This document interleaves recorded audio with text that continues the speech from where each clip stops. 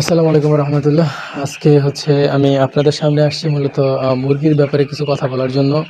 যেমন আমরা যারা এই ব্রয়লার ফার্ম করতে যাই আর কি, তারা মূলত প্রাথমিকভাবে জানি না কীভাবে কী শুরু করতে হয়। তো আমরা মূলত এই ব্যাপারে আজকে কথা বলার জন্য ভিডিওতে আসছি যে আপনি মুরগির প্রথম থেকে শেষ পর্যন্ত কী কী ব্যাপারগুলো লক্ষ্য রাখতে হবে, কী কী কাজগুলো করতে হবে আর কি। তো আমরা আসলে বেশি কথা না বলে আজকে শুরু করি। আজকে এই যখন আপনারা বাচ্চা আনবেন আর কি, একদম মুরগির বাচ্চা জিরো থেকে যখন আনবেন তখন আপনারা সবসময় ফোকাস করবেন যে লিটারের দিকে লক্ষ্য রাখার আর কি। লিটার সবসময় চেষ্টা করবেন ধানের তুষ অথবা কাঠের গুঁড়া দেওয়ার জন্য, যতটুকুই দেন ধানের তুষ অথবা কাঠের গুঁড়া। যদিও কিছু কিছু সময় দেখা যায় ধানের তুষ পাওয়া যায় না, ধরেন আপনার ধানের যখন মৌসুম থাকে ওই মৌসুম ছাড়া আসলে ধানের তুষ পাওয়া যায় না। তো এই কারণে বেশিরভাগ ক্ষেত্রে কাঠের তুষগুলো আসলে ব্যবহার করতে হয় আর কি। আমি মূলত আমার যে লিটারটা দেখতে পাচ্ছেন এখানে আমি কাঠের তুষ ব্যবহার করছি। বাচ্চা যখন আনবেন খেয়াল রাখবেন, বাচ্চা যখন আসবে তখন কিন্তু ওরা জার্নি করে আসে। আমরা অনেক সময় মানে আয়না রেখা দিই, এভাবে করা যাবে না। বাচ্চা আনার পর আপনারা যে অনেকে ব্যবহার করে লাইসোভিট, সাথে গ্লুকোজ দেয়। আর আমার ক্ষেত্রে আমি আসলে লাইসোভিটটা দিই নাই। আমার ক্ষেত্রে ইমো ফাস্ট যে ওষুধটা, এই ওষুধটা আমি দিচ্ছি। সাথে আপনার প্রতি 1 লিটার পানিতে 10 গ্রাম করে চিনি এবং মোট 10 লিটার পানির জন্য আমি একটা আস্ত বড়টা লেবু দিয়ে দিচ্ছি আর কি। যেটা আমার টোটালি লাইসোভিট এবং গ্লুকোজের আপনার চাহিদাটা মিটাই দিচ্ছে আর কি। আমার আলাদাভাবে লাইসোভিট বা গ্লুকোজ কিনতে হয় নাই। এটা প্রথম ধাপ। সেকেন্ডলি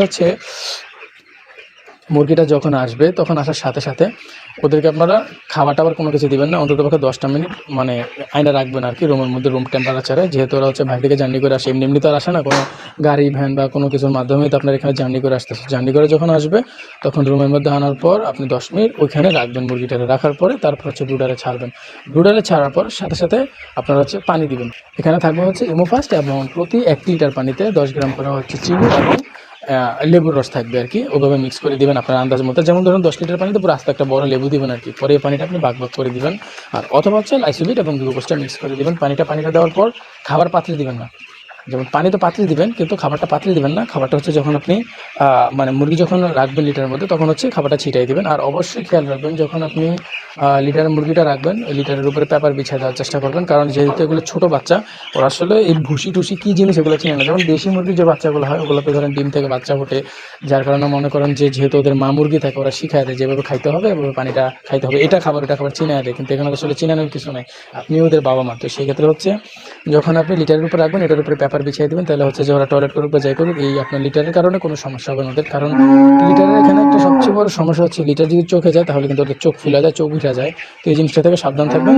অন্তত পক্ষে 48 ঘন্টা পর্যন্ত পেপারটা বিছিয়ে রাখবেন এবং পেপারটা যখনই ভিজে যাবে তখনই পেপারটা চেঞ্জ করে দেবেন। অবশ্যই চেঞ্জ করে দেবেন, যে হ্যাঁ আমি পরে চেঞ্জ করবো এরকম না। পেপার ভিজে গেছে অবশ্যই চেঞ্জ করে দেবেন, কারণ আপনি বাচ্চার প্রতি যতটুকু যত্নশীল হবেন আপনি কিন্তু ততটুকু ফল পাবেন। এই জিনিসটা খেয়াল রাখবেন। আর খাবার পানি দিবেন যেভাবে বললাম, এবং খাবার ছিটাই দিবেন। আর ইনশাল্লাহ ইমোফাস্ট এবং লেবুর পানি আর আপনি চিনি মিক্স করে দেবেন, তাহলে আপনার লাইসোভিট বা গ্লুকোজের প্রয়োজন পড়ে না আর কি। এটা বাচ্চা আনার পর প্রথম ধাপ, এবং পরবর্তী দিন থেকে আপনার মেডিসিনগুলো দেওয়ার চেষ্টা করবেন ইনশাল্লাহ, রাতে দিনে যেভাবে হোক। পরবর্তী ভিডিওতে আমরা কী কী আসলে মেডিসিন ব্যবহার করবো ওগুলো দেওয়ার চেষ্টা করবো। ততদিন পর্যন্ত ভালো থাকবেন।